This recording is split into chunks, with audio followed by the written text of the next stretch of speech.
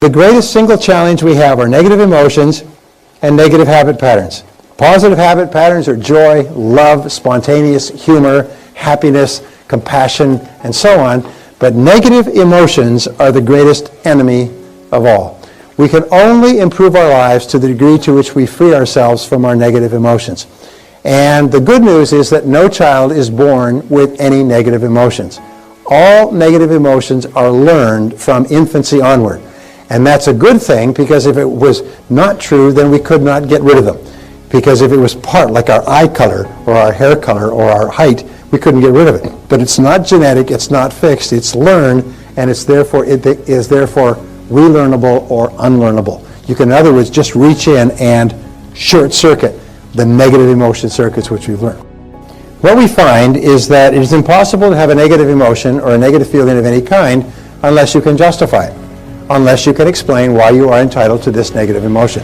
Why what someone else has done or not done entitles you to this negative emotion. So if we stop justifying, in the Bible, which is a book on psychological and spiritual development, in the Bible, in the Sermon on the Mount, it says, "Judge not that you be not judged." You see, because if you judge, you become a hanging judge, you automatically condemn. If you judge and condemn, you justify and create negative emotions. The worst thing of all is it doesn't affect the other person. It affects you. So if we stop justifying, the negative emotion starts to die. The second part is identification. Identification is where you take things personally. And this is very common. We hear of something that happened, we take it personally, we become angry and upset of something that's happened to someone somewhere else. So if you don't justify and tell yourself you're entitled to this emotion, if you don't identify and take it personally, the emotion starts to die. The fruit starts to die. However, what's more important is the trunk of the tree. The trunk of the negative emotion tree is blame. And all negative emotions require, for their survival, blame. If you stop blaming, you stop the negative emotion. And it's almost like your negative emotion tree is like a Christmas tree that's plugged into the wall. If you jerk it out of the wall and you cut down the trunk, if you stop blaming, all your negative emotions stop. I told you I spent 4,000 hours, spent years studying this subject. I was overwhelmed by its enormity, because the key to your fulfilling your full potential as a human being is to eliminate your negative emotions. Because if you eliminate negative emotions, what's left? Only positive emotions. Happiness, joy. The one common goal that all human beings have is to be happy. To be happy and joyous and loving and feel wonderful about themselves and their relationships. And the only thing that impairs that is negative emotions. And these negative emotions, we'll talk about in a second, are learned. So the key is to stop blaming. And the way that you stop blaming is with a very simple 3-word neutralizer or zapper, and it is the words, I am responsible. I am responsible. So from now on, whenever you think of anything that makes you mad, just say, wait a minute, I'm responsible. I'm responsible. I'm responsible. You see, your mind can only hold one thought at a time, positive or negative. It cannot hold the thought of responsibility and the thought of anger at the same time. Now, people are going to give me every conceivable response to this position, because nobody wants to give up their negative emotions. You've paid for those negative emotions. You've spent years keeping them alive and fertilizing them and justifying them and talking them over with other people and putting water on them and thinking about them and so on. People love their negative emotions. To get them away, you almost need a crowbar to get people to give up their negative emotions. In fact, what we have found is that if you have just one negative emotion that you will not part with, that alone can sabotage your whole life. So the starting point of your achieving the greatness that is possible for you is to get rid of the negative emotions. So when we talk about I am responsible, your ability to respond in an effective way is the critical measure of how much you become as a human being. In other words, if you can respond effectively to crises, problems, upsets, which may not be legally your fault, if you can respond positively and effectively, it means that you've come a long way. It means you've become one of the best developed human beings on our planet.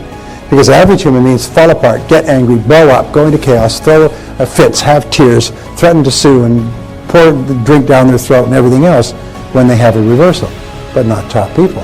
Top people say, stay calm here. What's happened? Let's look at it. What do we do now? What's our next action, and so on. So by saying I am responsible, whenever you feel something angry, you neutralize the negative emotion. If you keep repeating the words, I am responsible, over and over again, pretty soon they become an automatic mantra. Something happens, you start to become angry, you instantly say, wait a minute, I'm responsible. one of the critical manifestations of negative emotions that deflates our self-confidence. And you notice this? All these fears hold back our self-confidence. Fears we can't, fears we have to, fears we have to please other people won't like us, we may lose our time or money. All they translate into the worst, one of the worst of negative emotions, which is guilt. Guilt goes around with her twin sister, unworthiness, is we feel unworthy. Now, it's interesting is that no child grows up with guilt. Most of the main religions in the world have, at a very early stage, inculcated guilt as a fundamental part of their teachings. And they use it at a very early age because the easiest way to control people is with guilt. So there's two reasons why guilt is practiced deliberately. One is for control, and the other is for manipulation. And control and manipulation, why? It's because they work. If you can get your children to feel guilty at an early age, you can control them like on a fishing string for the rest of your life. And what you do it way. First of all, we use destructive criticism. Destructive criticism breaks people down emotionally.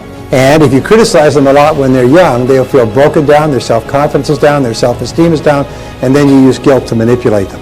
And the way that you deal with guilt is when anybody ever tries to use guilt on you, you say, excuse me, are you trying to make me feel guilty? And they'll say, oh, no, because nobody will admit it. At least not the first few times. You say, that's great, because it doesn't work on me.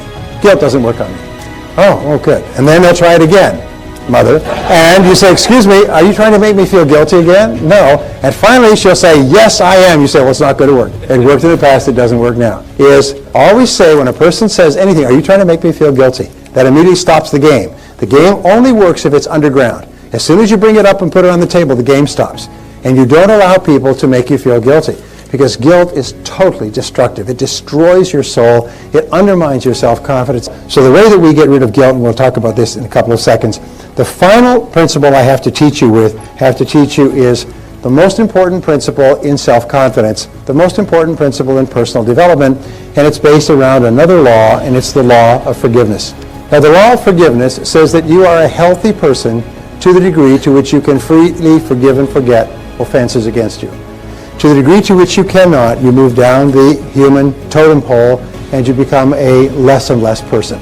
A person who can forgive nothing is a person who's totally destroyed psychologically and emotionally. So how do you deal with forgiveness? Number one, forgive your parents. You do not become an adult until you have forgiven your parents 100% for every mistake they ever made. Remember, it's never too late to have a happy childhood, so just go back and forgive your parents.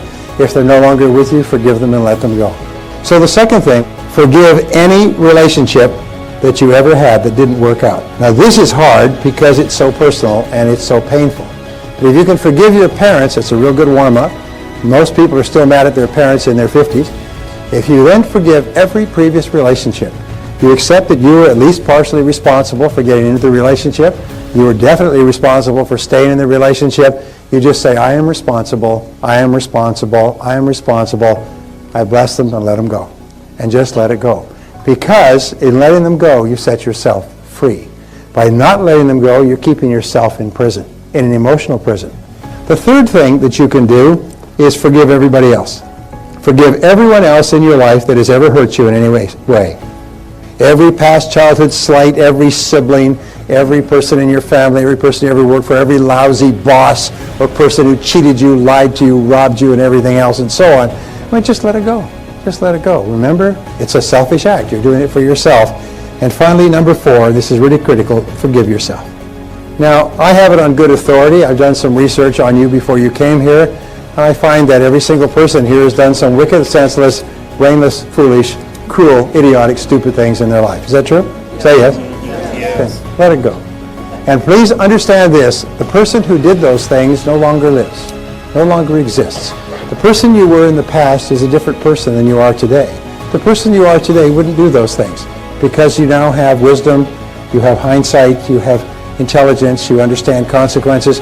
So the person you are today is a different person from the person you were back then. So don't keep beating yourself up because that other person, another person, did something that today you disapprove of. All right? Just let yourself go. Let yourself off the hook. And when you let it all go, it's almost like a huge burden off your back. You just forgive everybody and you forgive everything, and on a go-forward basis, you just forgive everybody. You don't have any negativities at all. No negativity toward anybody. You're just a positive person.